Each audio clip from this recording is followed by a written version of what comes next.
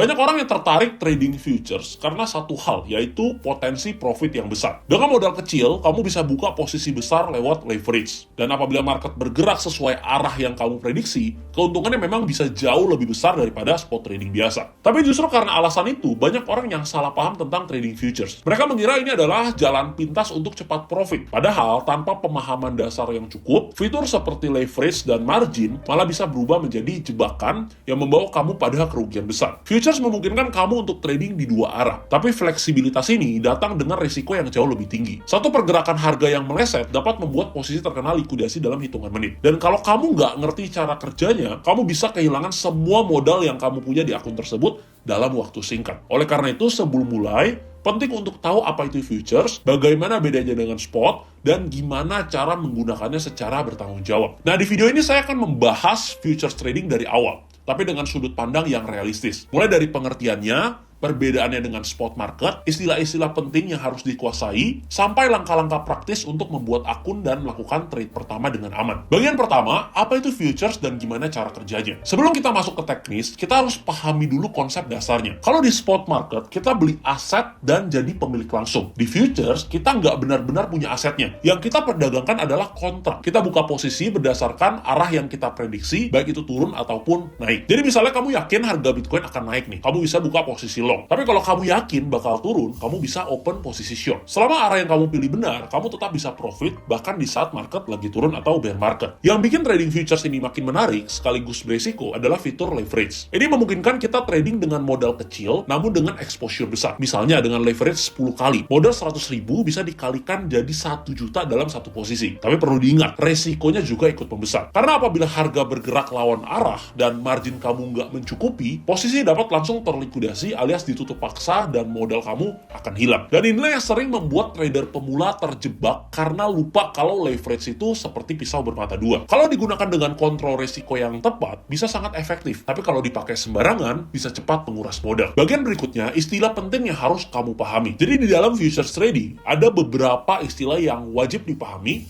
agar nggak salah langkah. Yang pertama ada leverage. Ini adalah fasilitas untuk meminjam daya beli dari exchange. Misalnya dengan leverage 10 kali, modal 100.000 bisa dikalikan menjadi posisi 1 juta rupiah. Tapi semakin tinggi leverage, semakin sempit jarak harga sebelum posisi kamu kena liquidation. Yang kedua, margin. Margin adalah dana jaminan yang kamu gunakan untuk membuka posisi. Ada dua jenis. Isolated margin, yaitu hanya dana di posisi itu yang jadi jaminan, jadi resiko kerugiannya terbatas pada posisi tersebut. Lalu yang kedua ada cross margin. Semua saldo di wallet futures kamu bisa ke likuidasi kalau misalkan posisinya rugi dan kamu nggak pakai stop loss. Kalau ditanya lebih aman yang mana untuk pemula, gunakan yang isolated margin. Tapi kalau kamu yang udah berpengalaman dan bisa manage resikonya dengan stop loss, pastinya lebih nyaman dengan cross margin. Yang ketiga, liquidation. Apabila harga bergerak berlawanan arah dan margin nggak cukup lagi untuk menahan kerugian, sistem akan menutup posisi secara otomatis. Dalam banyak kasus, kamu bisa kehilangan seluruh margin dalam hitungan detik. Keempat, funding rate. Funding rate ini adalah biaya periodik yang dibayar atau diterima antara trader long dan short setiap 8 jam. Tujuannya adalah untuk menjaga harga kontrak futures tetap mendekati harga spot. Bagian selanjutnya leverage dan manajemen risiko. Sekarang kita akan bahas leverage lebih dalam karena ini adalah salah satu fitur paling menggiurkan sekaligus paling berbahaya di futures trading. Leverage pada dasarnya adalah pengganda modal. Kita meminjam dana dari exchange untuk memperbesar ukuran posisi yang kita buka. Contohnya, kalau kamu pakai leverage 5 kali dengan modal 100 USDT, berarti nilai posisi kamu menjadi 500 USDT. Kalau harga naik 1%, profit yang kamu dapat bukan cuma 1 USDT,